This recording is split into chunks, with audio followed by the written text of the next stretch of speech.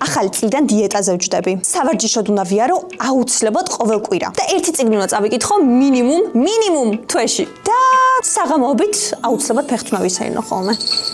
რამდენი ვატყუებთ საკუთარ თავს ასე. და რამდენად რეალურია ახალი წლის რეზოლუციები.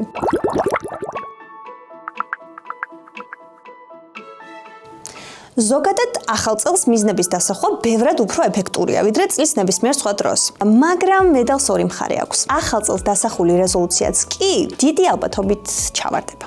სწორედ ამიტომ არის სავარჯიშო დარბაზები გატენილი იანვარში და მარტისთვის დაცარიელებას იწყებს. ადამიანების მხოლოდ 8% შეუძლია მიყვეს თავის მიზნებს ბოლომდე წლის განმავლობაში. ხო და ამ ვიდეოში ვისაუბრებ თუ რატომ ხდება ესე. გაგიზიარებთ ჩემს საკუთარ მიზნებს 2026 წლისთვის, რომ იქნებ თავიდან ავირიდო ეს მახე და ჩემთან ერთად თქვენი საახალწლო მიზნებით შესრულთ ეს.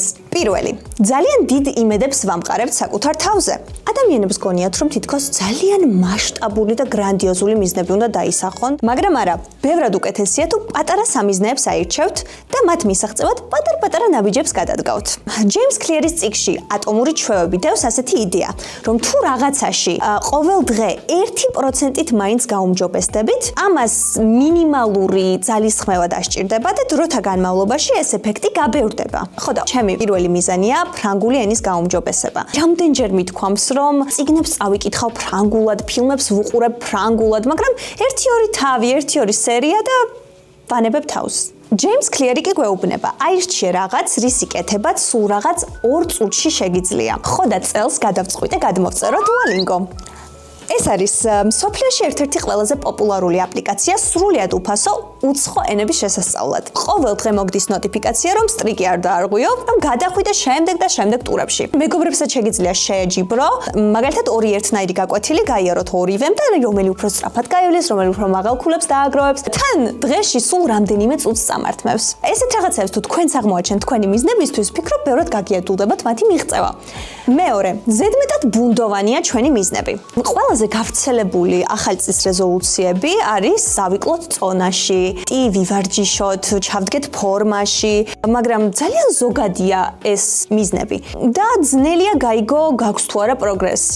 ადამიანები, რომლებიც იწერენ საკუთარ მიზნებს, ფურცელზე ჩამოწერენ საკუთარ მიზნებს, 40%-ით უფრო ხშირად აღწევენ მათ. ამიტომაც ჩემი შემდეგი რეზოლუცია 2026 წლისთვის არის, რომ დღიური ვაწარმოო ყოველ დღე. მაგრამ დღიური უნდა ვაწარმოო, თითქოს ეს ძალიან ზოგადია. შემიძლია ვიყო უფრო კონკრეტული. მე ჩავწერ ერთ სიტყვას, მხოლოდ ერთ სიტყვას ამ დღიურში ყოველ დღე. შეიძლება ერთი სიტყვა ცოტა სასაცილოდ მოგაჩვენოს, მაგრამ მინდა ვიყო ერთგული ამ იდეის და თითქოს და მარტივი რაღაცით დავიწყონ. იქნებ ზოგიერთ დღეს ერთ სიტყვაზე მეტიც ჩავწერო. თან მგონია, რომ კონტროლიც ჩემში იქნება, იცი? აი, მაგალითად დილით შეიძლება დავწერო მზე. ისეთ დღეს, როცა მზე არ არის და ღრუბლებით არის გადაჭედილი ცა, მაგრამ მე თუ დავწერ მზეს, რაღაცნაირად განწყობა შემექმნება იმის, რომ ჩემი დღე იკაშკაშებს თავისით. მესამე, ხელის შემშლელი გარემო ნებისყოფას ეწინააღმდეგება. ნებისყოფა არის ამოწურვადი რესურსი და ის შეიძლება დაიცალოს. არადა კვლევებმა აჩვენა, რომ ადამიანებს, რომლებსაც უკეთესი თვითკონტროლი აქვთ, საერთოდ არ იყენებენ ნებისყოფას და უბრალოდ არც ჭირდებათ მისი გამოყენება. აი მაგალითად, ჩემს სამზარეულოში უდმივად არის ხოლმე რაღაც სასუსნაოები პირდაპირ დახლზე დალაგებული და მაცივარში, სადღაც უჯრაში მიმალული არის ვაშლი, პორტოხალი, მსხალი, რაღაც აი ხილი და ბოსტნეული, რომელიც შედარებით უფრო ჯანსაღია, ხო?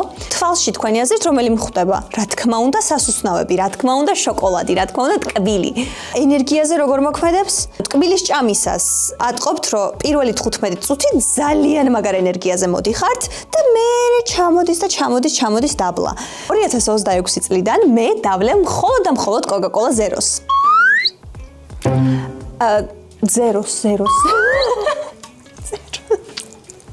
0 შაქარია. აისაც დავლევ უშაქროს, მაგრამ ყავას ვერანაირად ვერ დავლევ უშაქროს. ეს ამას თუ ვინმე აკეთებთ, ეს არის შეუძლებელი რაღაც. ვერ წარმომიდგენია ეგეთი რაღაც გაკეთება, მაგრამ ამას წინათ სუპერმარკეტში ვიყავი, როცა აღმოვაჩინე ხელოვნური დამატკბობელი.